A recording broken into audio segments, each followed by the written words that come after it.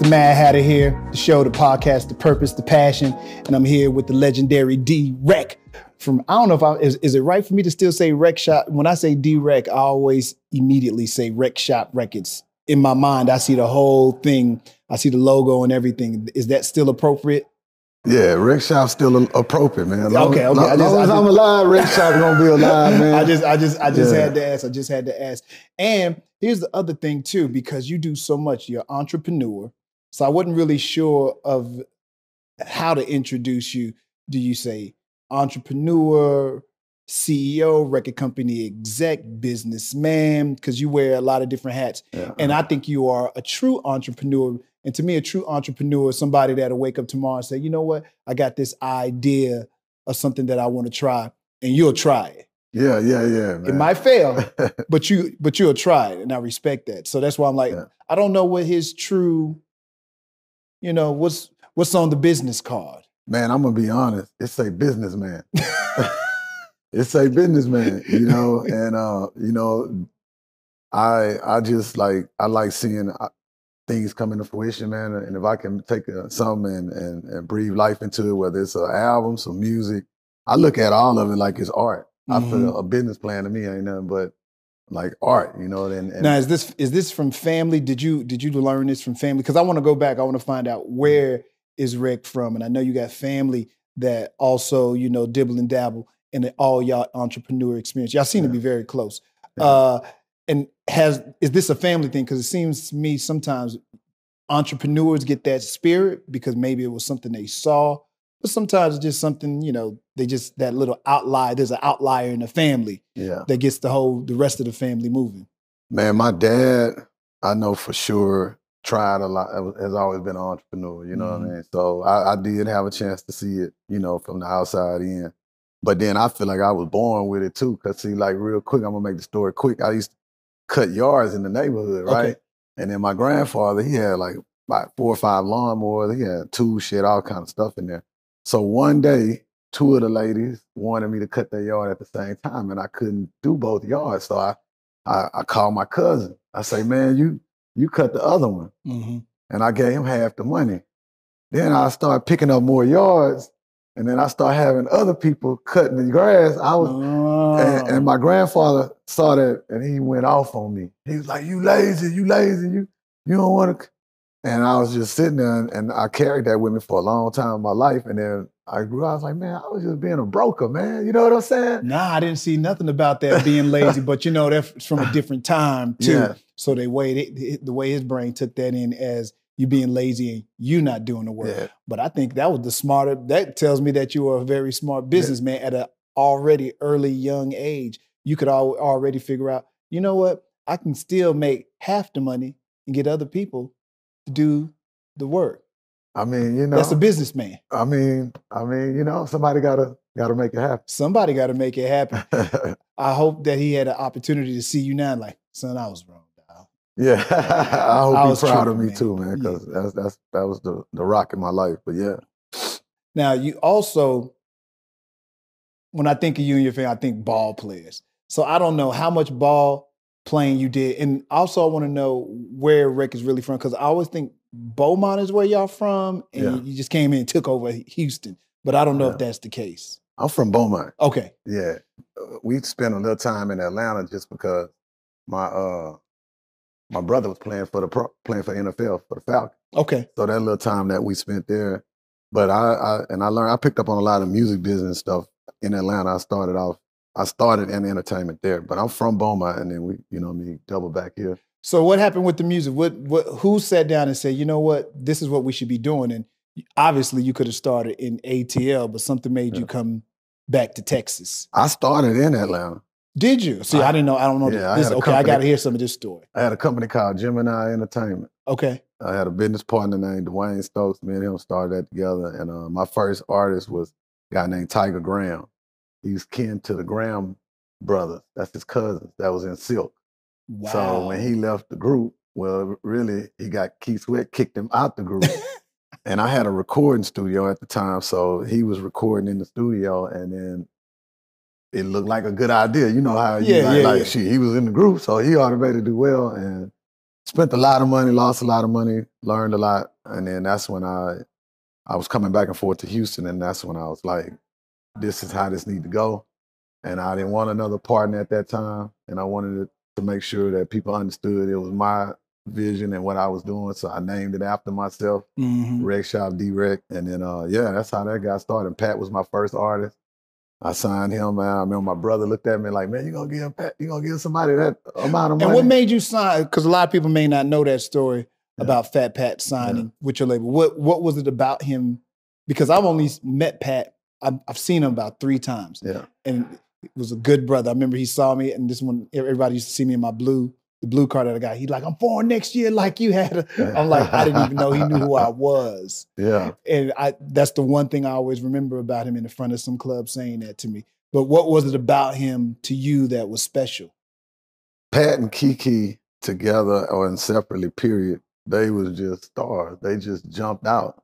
So once I got into the whole screw sound and the screw movement, once I started digesting, I mean, it's clear that these was the two at that time. You know what I mean? Absolutely. At that time. Now, there's a lot of special talents that came from there. But at that time, they caught my attention first. And I was trying to sign both of them, but I was unable to. And you know, but Pat was still on the table. Kiki was already with Jam Down.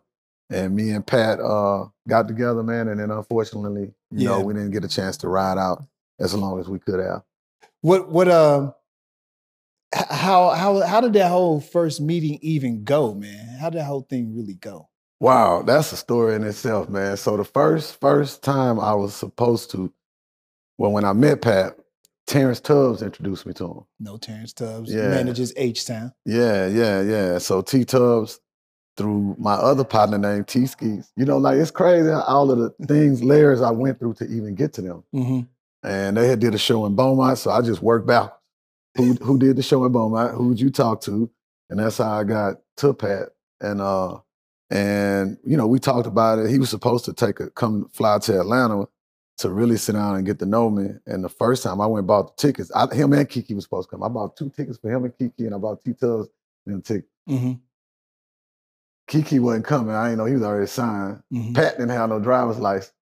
So T-Tubbs, he was like, man, you probably don't want me to come now. I say, nah, man, just come on. Because I'm like, come on, just come see who I am. Because if nothing else, at least you can go back and tell them I'm a good person. Instead of me getting mad and being like, man, don't come, you don't have them. And then the next time around, we got Pat straight. He came to Atlanta. We kicked it, had a ball, man. And I was really looking forward to it because I felt like we was going to be on some Biggie Puffy type shit. I knew he was a businessman. I knew he was more than just an artist. I knew he had a complete vision in place for what he wanted to do. And to be honest, for me just starting out, I got blessed to be with that kind of artist because I learned a lot through that project. That's the one project I can say that the artist already pretty much had the vision and had everything laid out. The rest of my projects, most of them, I led the vision. I knew, like we're gonna name now. The album these are produced, so between me and No D, But with Pat walked right in there and he knew everything he wanted, what producers was, what artists, everything. He was self-made, man. You could have easily panicked in his passing and just like shut everything down. What made you say, you know what, I'm gonna still move forward with the project and put everything out and put money behind it? It's a hard decision to make at that time. Yeah. And you could have easily sat there and said, you know what, this is done already before it even got started. Man, I wouldn't be sitting here talking to you right now, and that's the difference, is that I never was in it for one thing. I truly believe in Texas music, our culture. Once I bought it, once I knew, I felt like that was my purpose. It got bigger than me, it got bigger than Pat. It was really about pushing this screwed up culture sound, this Texas type of vibe that we have. And I know me and you did a lot of work together with pushing that. And now I look back, man, so many people underestimate how much it took for us to get that sound recognized and respected. Yeah. They take all that for granted right now, but I know we were on the forefront, and I really took that to heart. You know what I mean? And so that meant I couldn't quit just because Pat died. So it wasn't about me, it wasn't about Wreckshop, it wasn't about Pat, it was about the culture. There was never no fearful moments in doing that, because here's a guy, he doesn't know that much. You're learning pretty much a lot of stuff on the fly. Mm-hmm. You know what I'm saying? Publishing, manufacturing, distribution, artwork, you know, managing artists, personalities. Everybody's different. Producers. Everybody's, you know, for a record company, when you're the guy at the top, you know how it is. There's at least 50, 60 people coming at you in so many different ways. Yeah. None of this ever deters you. None of it. Was it exciting? Did you have help? How were you able to A lot of help, all of that. You got to have help. But I was built for this. Like, you know what I mean? Like, period. As an entrepreneur, I'm built for this. And I don't fear nothing, man, because if I see another person doing it, and it's in my lane, don't get it twisted. I can't do what LeBron do, but I feel like when it comes to being a businessman, I feel like me, as well as many other young black men and brothers, are just as sharp as anybody else. We just got to either get the opportunity, or in my case, create the opportunity. You can. So now you have Pat, R.I.P. This is a legacy artist, particularly in our city. How scary is that? Because people don't realize, that person's not here. I don't know if the record label still releases other artists, but there is still a job in having this artist that was on your label. I don't even know if people realize that. Like, you just don't get a chance to walk away and wash your hands of the whole thing. There's still a managing of this person's persona and who they were at that time that you still have to deal with on a daily basis. It's still business, unfortunately. How is that? That's where the creativity got to come in. You know what I'm saying? So because it can be touchy, you know, from people who are family members and fans and expectation. And you should be doing this, and you should have did that right there. There's a lot of that. You know, man, I dealt with all aspects of that, and the most important thing to me always was his family. So I didn't move outside the boundaries of them. And me and Miss Luella, to this day, that's my sweetheart. Like, we buddy, and I take care of my end, and I don't just mean with money. Like, in all levels, I speak to her. But since Pat died, we close. Gotcha. But the point is, that's what gives you the freedom. You know what I mean? If you keep it real and do it right. So everything I did, they were a part of it. We shot the video. Pat wasn't here. Hawk participated. Me and Hawk had a great relationship. Yeah. So I never went outside of that. If they didn't want me to do it, I didn't do it. But outside of that, I try to use my creativity to keep his brand alive, keep his name alive, push him forward, and let this be something that's good for him. And now Lil Pat be at the movie. I just talked to him last night, you know what I'm saying? So now I'm able to have a relationship with him. And those were the two things I knew Pat was important to him: his mom and son, family, you know what I'm saying? So I just hold that down on that part. And I don't run around and wave this out in front of the public, but, you know, this has been many years since Pat died, and I held that up. But I knew I would when he passed. And I knew other people might have said otherwise, but as long as I knew who I was as a person, didn't worry about what somebody I just keep pushing forward. Man. Now, okay, go down the list of everyone that hit the roster of Wreckshop.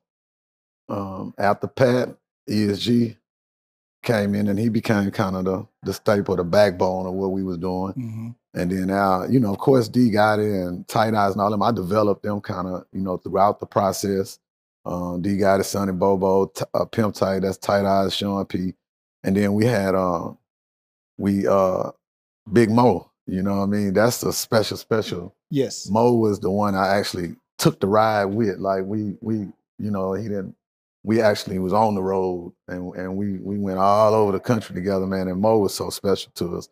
And then on side of that, just to give it more wheels, we created the Wreckshop family, which was everybody together, which gave us a chance to create other projects. You know, as a businessman, like with this, that you need these, but you also need you need all type of little and projects. All them help these over here. Yeah, Absolutely. So, and developing everybody and getting everybody their own name. And I'm glad I did that, because a lot of other people that own their label, they didn't brand themselves. So I brand myself. I put myself in the little movies. I kept myself alive, man. So I made sure I branded myself too. Yeah, you have to, man. That could have been where I went wrong. That could have been where I went wrong. Man, no. I tried to distance myself because I didn't want to be a looming force over my guy. And I wasn't because they were so large. So I never was. So I always felt on the side, never really went too many places with them. I kind of wanted them to feel like I wasn't hovering above them. But we did family projects and stuff like that too. So I hovered enough, but gave him enough room to feel like, you know, what he does over there doesn't get on me over here. So I think I did that. I could be wrong. I'd have to ask them. I don't know. But I always saluted you, Rec. I loved what you did. And then you started doing the movies with that. Now, what gave you the kahunas, the insight to say, you know what, I can do this movie thing. And by the way, as we sit here, he about to do Dirty Third. This is 3. Yeah, 3. Next generation. Yeah, next generation. So we're going to talk about that too, but it started with number 1. Yeah. So what gave you the insight? So you know what? I think I could do this movie stuff because that's been spending a lot more than when you do your records. Same thing, trying to develop our brand and trying to separate us from the pack. And we were going to do a short film, like just 10 minutes, you know. And once again, this is before everybody had phones with cameras on it. Now y'all take visual content for granted. But back then, you know, just to even try to shoot something like that, we had to get the film. And we shot it on 16 millimeter film, but we had to get the clips. You know, you buy, like you can buy a roll of film or you can take the cheap route and you buy a bunch of clips that in Hollywood, they get the edges and they put your box full of them. And that's what they shot that on, man. And we wrote it out on hand and kind of improvised all of it. And it was supposed to be 10 minutes, and then it went to 20 minutes, and then it went to an hour. And then we just got lucky and blessed that when it was time to edit, that it halfway made sense. We still had a lot I enjoyed it, man. Yeah. But maybe I enjoy, you know, you looking at something and it's your culture that you're part of, it's people you know. So maybe you look at it differently because you like, there's such and such. Oh, that's funny right there. So maybe I looked at it with different eyesight. No, man, that was a blessing. It's a ride, man. People don't really understand the roller coaster ride that we be on. And I'll make this short. I mean, we had the premiere. So all the radio stations, all y'all in there in the theater. I don't even know if you know. I got all these people in the theater. It's packed. And then it wouldn't work. They couldn't I don't know this. They couldn't get the thing to play upstairs. You know what I'm saying? So, you know, I'm outside smoking a black and I was nervous. A little door in the back, and I was getting my little speech together to come in there and tell everybody, hey, man, we ain't gonna be able to show it. Right when I was coming through the door, they came downstairs and they were like, man, it's working. And they turned it on. So the first 30 minutes, I'm sitting there like, you know what I'm happy that it's just on. I don't care who like it or not. So, it's so many. I know you know the ins and outs of trying to pull something off. That's why I tell everybody, man, there ain't no smooth road. You know, people don't never know how many times you had to come over here to try to get the money to do this or talk this person into seeing your vision, and it's just, and then God kicked in at the last minute for you, and that's like riding a roller coaster sometimes. So, and I love that. That's why I say I'm built for it, because I love it. Was it straight to video? I don't remember. Yeah, we went straight to VHS. Because this is the days where if you got good distribution, it's like your movie goes platinum because everybody buys it. You ship it. Yeah, there you go. Yeah. So I think it was, and again, you have to excuse my ignorance. I really don't remember, but I know, I remember Master P when he started doing his movie. Yours was so close to that time. I don't know how close it was to that time, but I thought that maybe it was distribution. I don't know, you know, because we weren't trying to see stuff on TV. We didn't care. Nah. As long as we had it on our own little DVD, which was hot at the time, time, we were good to go. So yeah, we shipped through with them. I didn't want to sell it. I sold the second one, and what I got for that wasn't worth what we got in the streets. What network did you have it with? No, I sold it to Lionsgate. Oh, did you? Yeah. Okay, well, so congratulations. That's still a big deal. Oh yeah. Lionsgate ain't buying everybody movie. They bought that one, man. Okay. Yeah. So, but that first one and even partly on the second one, we just bundled it up and ran out plays with Robert Gilman and did what we did and got it on the shelf and got our money. Whew, the good old days. Yes, man. Lord. But here it is. You still doing it regardless. Now you're doing number 3. Now, what's the number 3 about? What's changed about it? Obviously, you got it on the network and the whole nine. So what's Story-wise, it's a continuation, but you didn't have to see the first two to watch it. That was number one. Trying to come up with the right concept and all that. I just wanted to be a platform, for the youngsters, man. And since we talking about that film, I want to make sure I give a shout out to my partner King Noah and KK. That's 7 Kings. That's the name of his label and what he's doing. 8 Queens. That's her. They good friends of mine. They believe in what we were doing, and we collaborated together. And just to make it a little bit bigger, you know what I mean? So this time we ain't just in Houston. We go to Miami. We in Chicago. Nice. We shooting, this time we got some private planes and some Ferraris and stuff. And okay. So we upgraded a little bit. The production is on a higher level for sure. And wanted it to be a platform once again for artists in our music scene, for filmmakers in our music scene, for the soundtrack is dope, man. Everybody came together. I call this project the Great Collaboration.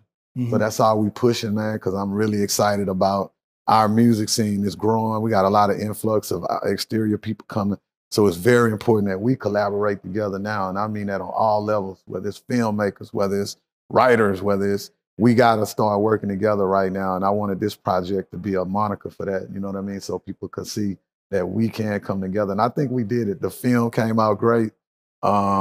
The soundtrack, I'm being real. I'm bragging on it because it wasn't me. Everybody came and brought great, great energy.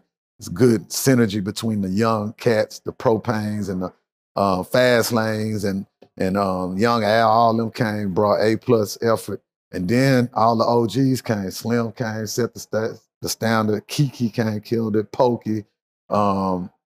You name it, man. Everybody came and nobody walked in the studio or on the film set without good energy. So it's the great collaboration. I'm proud of it. Well, congratulations, man. Yeah, I can't wait for, people to see it and see how we pull that off.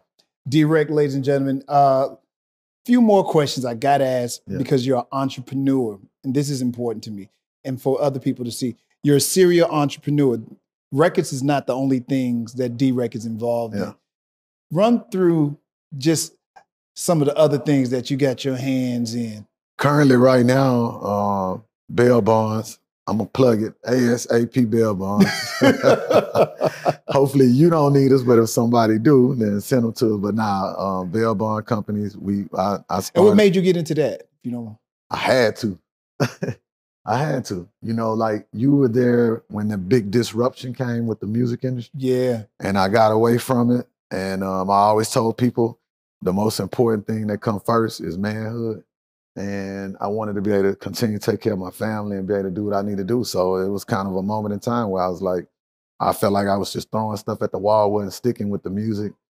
They was bootlegging and piracy was bad. And I was like, man, I got to create some alternative source of revenue. And my partner came to me and told me he wanted to get in that. And I felt like I went from Hollywood to a record truck, but I dug in, started my first office in Beaumont, worked that joker myself, then went to Liberty, worked it. Then I started kind of getting this franchise mentality about it. And now we in Houston, Brazoria, Fort Bend, Wharton, like you name it, this whole area. The whole city. So we grew those. I do some real estate stuff, in and out of that. Had a medical transport company. It ran its course. Yeah, really. You're not really afraid to just do different things. What do you think that is about you where you will try as an entrepreneur? Because a lot of the people that I end up talking to, no matter what they do, comedian, business owner, mostly everyone I talk to is an entrepreneur at heart, and they have these companies that they've started. So I always try to see what's that heartbeat that gets them moving. It's like a sport, man.